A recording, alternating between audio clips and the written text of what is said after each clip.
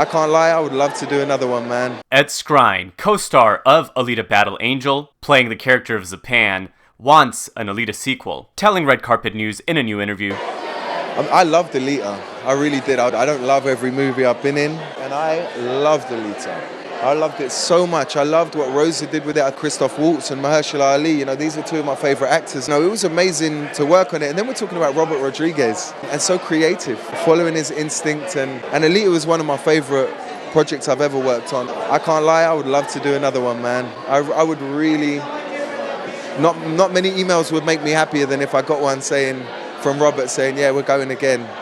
Get ready to put your Teletubby suit back on, and we're going to go and have some fun again. We'll break down the full interview, as well as hear from him what he thinks about Zapan going forward in the potential Alita sequels, as well as update you on the Alita Blu-ray numbers, where Alita has actually fallen out of the top 20 at the numbers. But there's still a way to track exactly how many units have been sold, as it continues its way toward 1 million Blu-ray sales. And it looks like the Steelbook is making a return at Best Buy, with the status changed to getting more soon and people being able to place an order. I actually placed another order for the Steelbook, which is probably going to come in right on Black Friday. While the name Alita is getting a huge jump in popularity this year, meaning there's a lot of new Battle Angels that were just born. The Doctor is in. What's up, guys? Doc Ito here with an Alita update. Remember to like and subscribe to the channel and hit the bell so you don't miss any of Doc Ito's free repairs, and buy those Blu-rays, baby, at the link below as we continue to fight for an Alita sequel. Now, for a little bit of a fun story, Alita as a name for a baby center has been a not super popular name over the last decades. If you look, there's usually about, at most 20 per million babies born with the Alita name in the US population.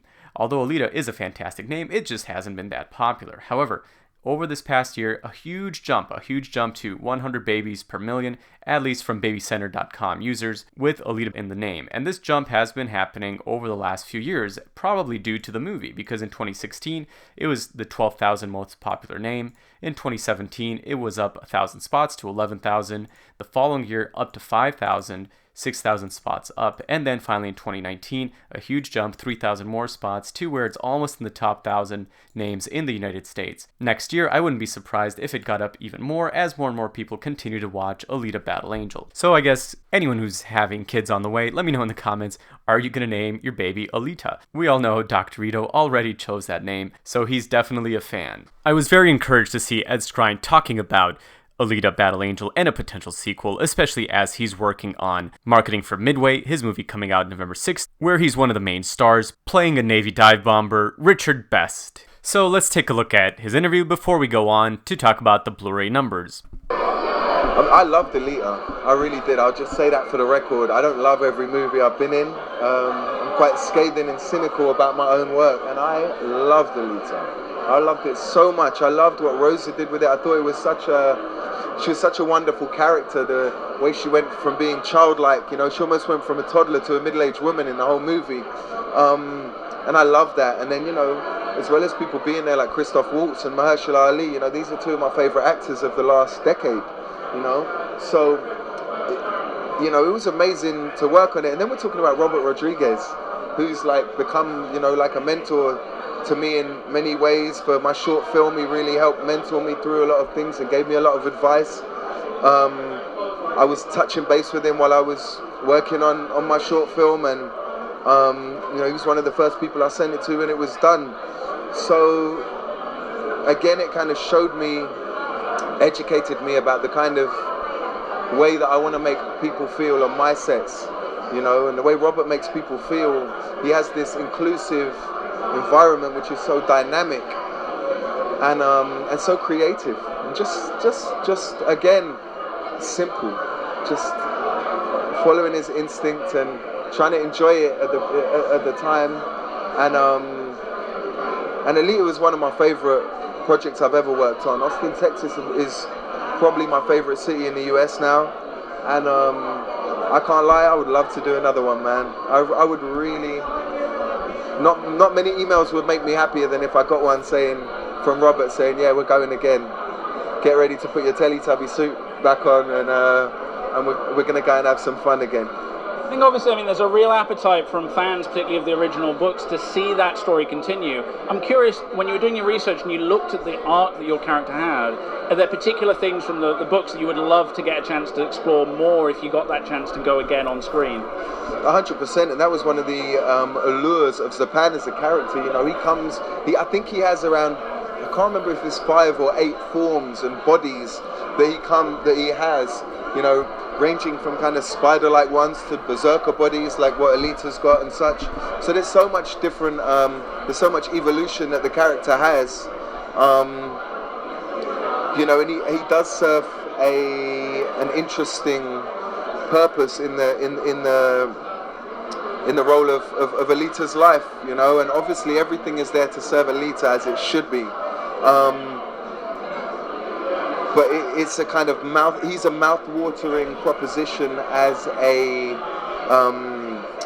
character in terms of his possibilities, you know. But I'll be honest, I'm completely like philosophical about it, and if it's one and done, I'm cool. I'm nice with it. It was a wonderful opportunity, a wonderful experience. I gained friends for life. So I'm my usual philosophical self. If it happens, wonderful, and if it doesn't, wonderful. So while that Skrein might be happy with a one and done, or at least content with it, we are not. We definitely want that Alita sequel, and it's encouraging to hear him talk about it, to talk about the possibility of a sequel. He is not afraid to bring it up. He's not afraid to bring it up when talking about other movies, and the fact that he is still thinking about it means that a lot of this cast is on board and they want the sequel. It also means that while a lot of movies we've seen were cut by Disney after the 20th Century Fox acquisition, Alita, a potential sequel, is not one of them, and there's been talk about a potential sequel with Robert Rodriguez and James Cameron having it in the plan, and now Rosa and Ed Skrein both being explicit about the fact that they would love to do an Alita sequel. So Disney, we're all ready. Let's do it. Yes, I know James Cameron owns the rights to Alita, but he still needs a studio to help him make the movie. And we're hopeful that soon we'll get this announcement, especially if Alita Blu-ray sales continue to go up. So let's take a look at those numbers. With Alita no longer in the top 20 at the numbers, Shazam at 11,800 and Captain Marvel at 24,000, which actually had a big bump, were the other movies similar to it, but now it's under 11,000 units sold.